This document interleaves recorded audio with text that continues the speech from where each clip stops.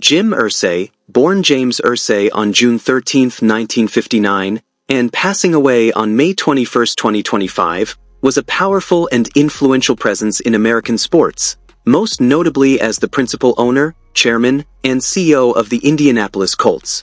From 1997 until his death, Irsay's life was deeply connected to football, business, philanthropy, and personal adversity. His story was one of both triumph and struggle, shaping a legacy that reached far beyond the NFL. Irsay was born in Lincolnwood, Illinois, to Harriet and Robert Irsay. His father, a self-made millionaire through a heating and air conditioning business, purchased the Baltimore Colts in 1972 and made the controversial decision to move the team to Indianapolis in 1984. Raised in the Catholic faith, Jim only discovered as a teenager that his father had Jewish heritage. His early years were marked by family tragedy. His sister Roberta died in a car accident in 1971, and his brother Thomas, who was born with a mental disability, died in 1999. Jim's education led him through Loyola Academy and Mrs. Bug Academy before attending Southern Methodist University, SMU, where he earned a degree in broadcast journalism in 1982. He had briefly played as a walk-on linebacker at SMU, but an ankle injury ended his playing career. Still, his involvement in football never wavered. Even as a child, Irsay was immersed in football operations, influenced by his father's ownership of the Colts.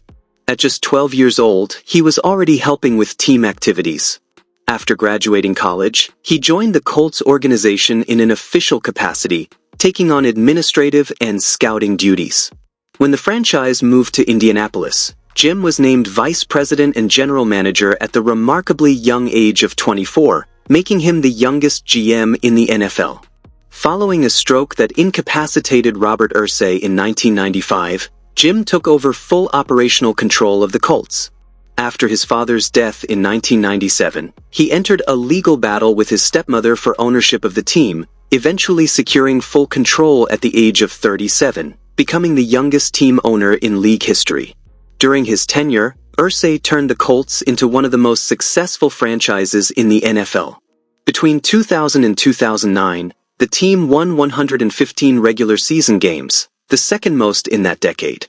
Under his leadership, the Colts earned 10 division titles, made 18 playoff appearances, reached 2 Super Bowls, and captured a championship in Super Bowl 41. His time as owner saw the rise of legendary figures like quarterback Peyton Manning, head coach Tony Dungy, and wide receiver Marvin Harrison, all of whom would be inducted into the Pro Football Hall of Fame. Known for his candor, Irsay didn't shy away from controversial decisions or outspoken positions. In 2009, he publicly opposed Rush Limbaugh's bid to purchase the St. Louis Rams, citing Limbaugh's divisive remarks. Years later, in 2022, he became one of the first NFL owners to support removing Daniel Snyder as owner of the Washington Commanders, a move that made waves across the league. That same year, Irsay made headlines by firing head coach Frank Reich and naming former Colts player Jeff Saturday as interim head coach, despite Saturday having no prior professional coaching experience. Philanthropy was a central part of Irsay's life. He and his family made significant contributions to Indiana-based organizations, including the Irsay Family YMCA and the Riley Hospital for Children. In 2020, he launched Kicking the Stigma, a mental health initiative aimed at raising awareness and fighting the stigma around mental illness. The campaign saw the Irsay family donate over $17 million to a wide array of nonprofits and research organizations.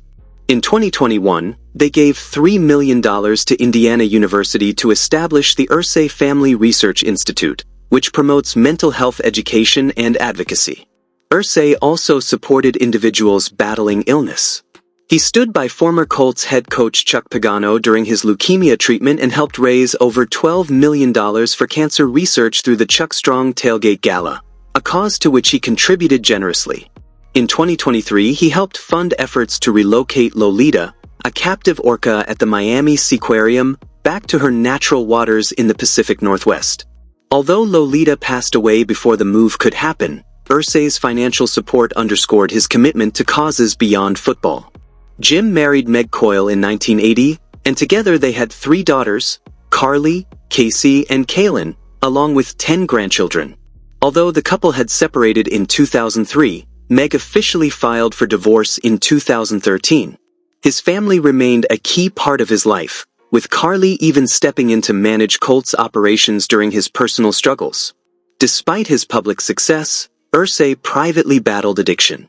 In 2014, he was arrested in Carmel, Indiana, for driving under the influence and drug possession. Found with multiple prescription medications and a large amount of cash, he later pleaded guilty to misdemeanor charges and entered rehab.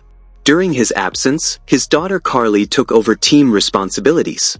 That year, the NFL fined him $500,000 and issued a 6-game suspension.